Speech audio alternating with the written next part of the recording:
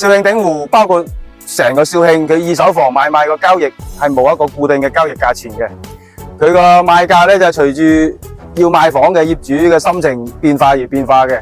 咁而今有好多屋主咧，大部分佢都係捱唔住嗰啲月供嘅，因為之前嗰啲月供咧好貴嘅，基本上去到年利率5點幾啊，甚至乎6點幾嘅。雖然係有所下調，但係佢總個嚟講，佢嘅壓力都會相當之大嘅。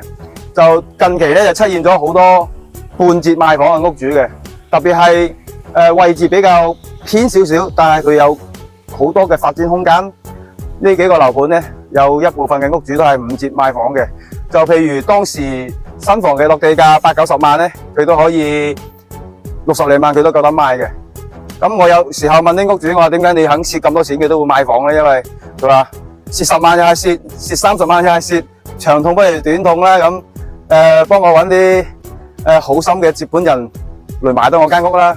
我話冇問題嘅，最緊要你肯平，買家買得又平又靚嘅嘢咧，佢就大家都開心啦，係嘛？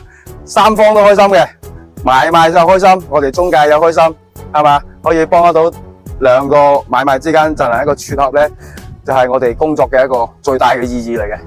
好啦，今期講到呢度，下期咧就為大家推薦恒大西貢明郡有一套94方3房嘅戶型咧，佢係賣到49萬嘅。